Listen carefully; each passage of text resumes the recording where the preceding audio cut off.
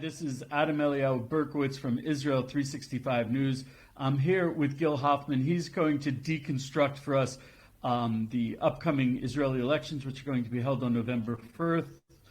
November 1st. It's going to be the fifth election in 4 years. Is that correct? Correct. So, Gil, Israeli politics, because it's parliamentary and you have not just two candidates, you have a bunch of parties. It's much more complicated than the American election. So we really need an expert like Gil to explain this to us. So, Gil, first of all, tell me a little bit about yourself so that we know that we're getting it from the real expert. I covered politics for the Jerusalem Post for 24 years. I covered 10 elections during that time, following around 40 political parties. Imagine the culture shock. I'm from Chicago, where you have only one party. That's all. And imagine also the culture shock coming from Chicago, where the voter turnout in the last election for mayor was only 23%. And half those people were dead, and the other half were voting twice. Here our turnout's 70%, because people in Israel know that these elections decide their future, and they care, and that's a beautiful thing that we have such a participatory democracy. Do you have that in Israel, you think, where people really, really, really care? It's. Yeah, look, I mean, I'd be sick of anything you're doing for a fifth time. You know, but we're doing it. They're coming out. They realize that it matters. It's a beautiful thing. So you were running around in the Knesset, you said, for 24 years. So the people that we're reading about, you know them personally. You saw them on a daily basis. Who are the major players, and who are they? Look, I've covered Netanyahu the entire time. Netanyahu's been in politics since 1988. You know, Okay. it's been in. So he's definitely going to be one of the front runners, a big player, and possibly the one who will put together the coalition and the government. How would you describe Netanyahu for someone who doesn't know who he is? Netanyahu is a man of contradictions. Netanyahu has a reputation around the world of being a hardliner, but the fact is he's never taken any kind of extreme step. He hasn't instigated a serious war. He thinks things through back and forth before making any kind of decision. He's someone who Israelis feel safe with, but his track record is not so right-wing. He's not right-wing or left-wing. He's self-centered. You know, he does what makes sense for him politically. It's actually probably the only way to succeed in Israeli politics, because you have all these players, all these coalitions, all these parties. So if you don't know how to find the middle road that can bring the most people along, you're never gonna succeed. And he's very good at he makes coalitions. So. Yes, when he's had a chance to make a coalition most of the time in the past, he's made a point of having a left-wing fig leaf there in the government with him, whether it was a Shimon Peres or a Tzipi Livni or a Benny Gantz. He tended to avoid the extreme right, which I don't know if he would do the same thing again now. Netanyahu made a career of opposing a Palestinian state, though agreed to it. Netanyahu made a career of opposing releasing terrorists from prison, though has released more terrorists from prison than any human being in the history of mankind on this earth. Netanyahu is not a religious man, but has advanced the causes of religious parties. Netanyahu is I can go there are many contradictions internally in him. He's a fascinating study. Wow, that's fantastic.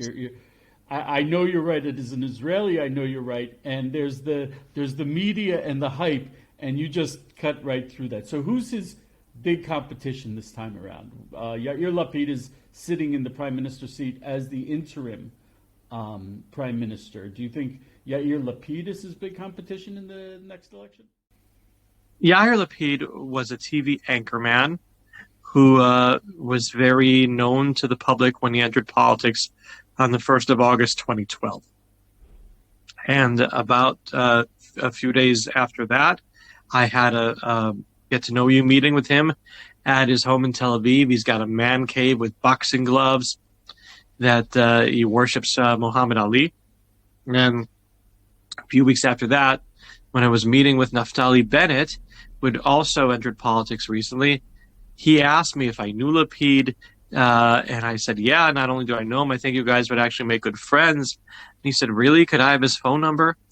And I gave the phone number of Lapid to Bennett, and that's what led to the current government that we have right now. And they say in Judaism that if you make three political matches, that if you make three matches, three shidduchs, then you go to heaven automatically. I've made a political match, and I've been told that if I make two more, I go straight to heaven. Well, I was going to say I was not so pleased with the shidduch you made with Bennett and Lapid. So I'm not holding it against you, God forbid. But Lapid as prime minister, Lapid got to be prime minister through that deal that he made with Bennett, and as prime minister, if there were any concerns, he would destroy the country immediately. It has not happened. And there was a war in Gaza that, by all accounts, was successful.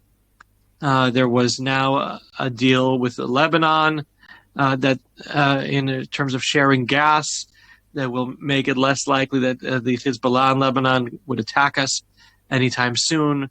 An Iran deal has not been reached, and grave worries that there were having an anchorman and not a general as prime minister, I think, have abated. So he hasn't been as much of a disaster as many people would like to portray him as. I can't point to anything horrible that he has done, even that people that really dislike him could point out. So in order to form a government in Israeli politics, you don't vote for the person, you vote for the party. So whoever wants to be prime minister has to form a coalition with other parties. So let's start with Netanyahu. I think these are the two parties that are probably going to have the largest block and the best chance of forming a coalition. Who do you think Netanyahu is going to bring on board? Okay, so Netanyahu would bring on board the right-wing and religious parties that are currently getting 59 or 60 seats in the polls. If he gets 61, there'd be a majority, though an unstable one. The outgoing government could not maintain that razor-thin majority. So he would want to get 62, 63 to be able to govern. Yair Lapid has the anti-Netanyahu bloc, which does not include at least one Arab party that would not want to join a government. And so that's more like 52, 53 seats in the polls. Now, Benny Gantz, our defense minister, he also thinks that he could form a government.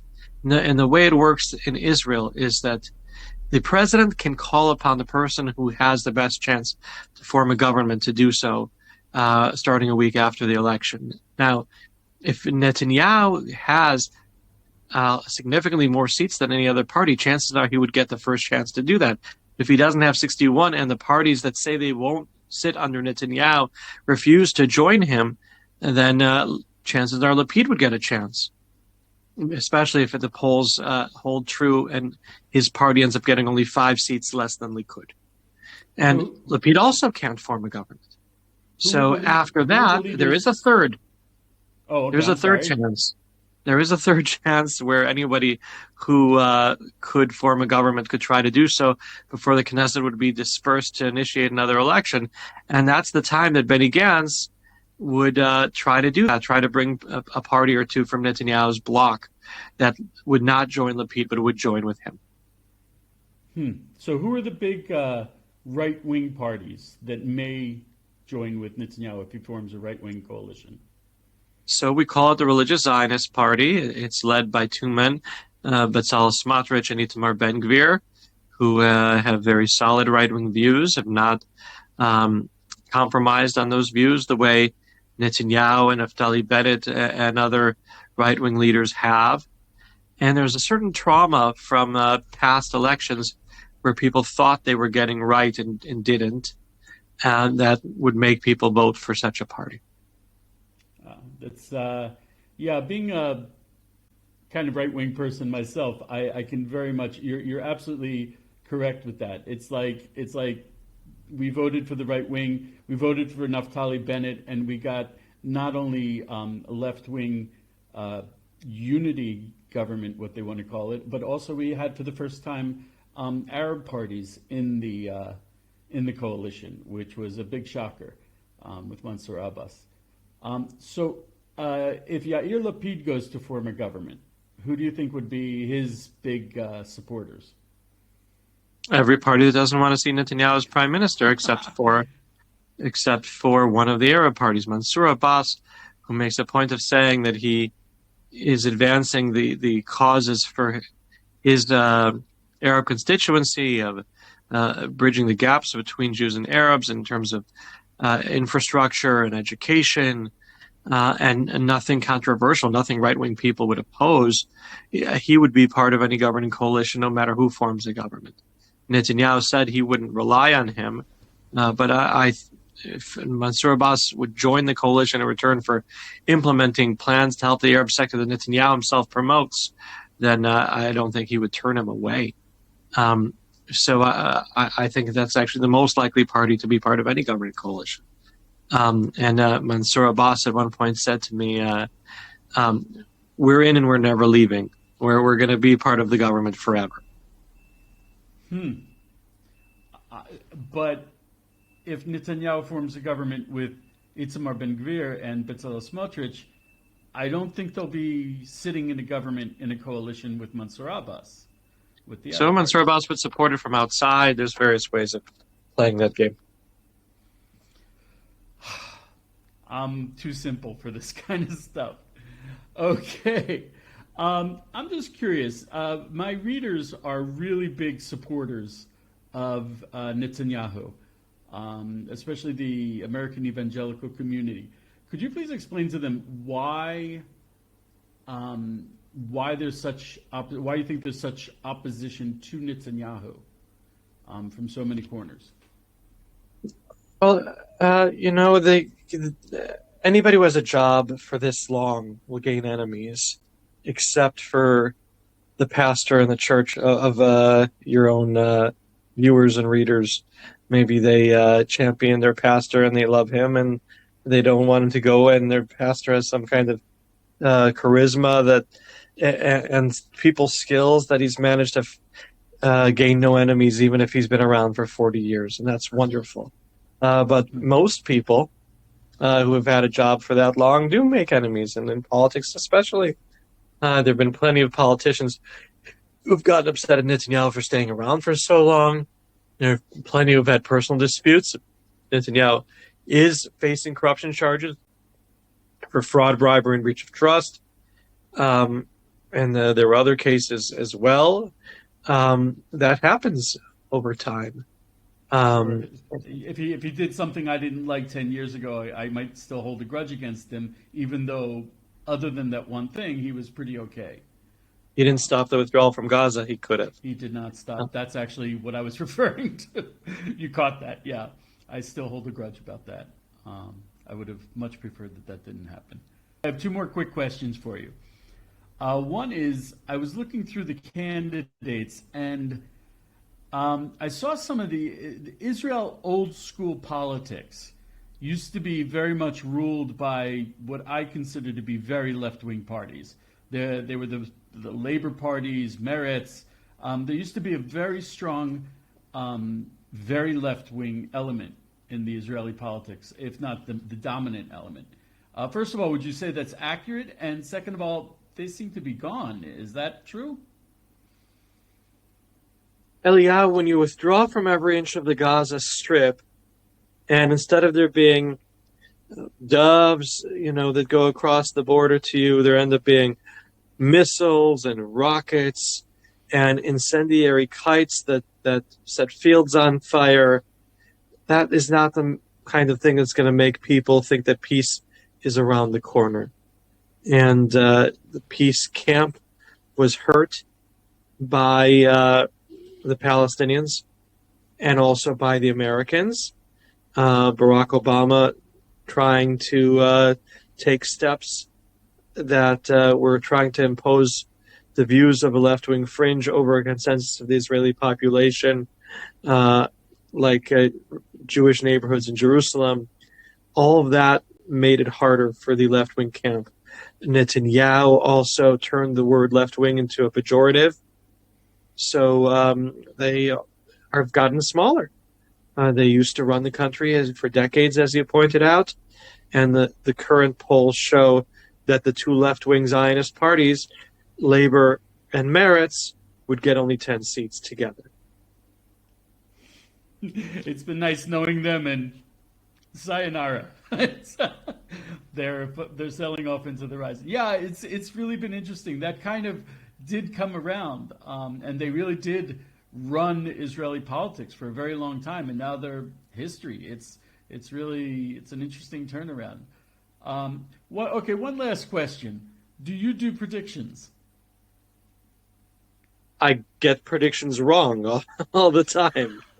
So, look, Netanyahu has about a 50% chance of being able to form a government.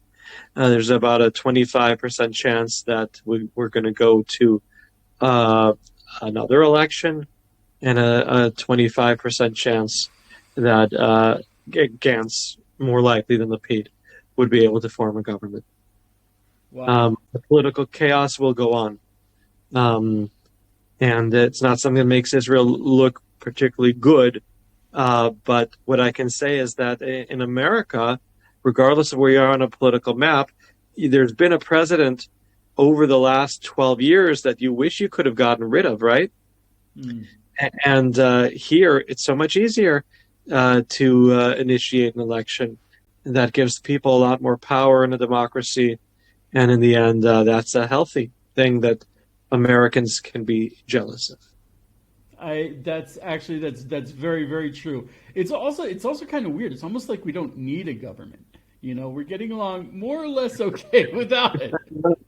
No, in the end, we got to get things done over here, Eliyahu. That is true.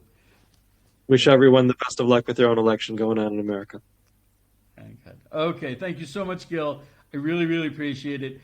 Gil is in America, a man with his level of knowledge and understanding of this crazy thing we call the Israeli political system. It's a unique and necessary thing in the world that not too many people have. So, thank you so much, Gil. I appreciate it. I can't wait to see you back in Israel. Looking forward. Hopefully with a solid government.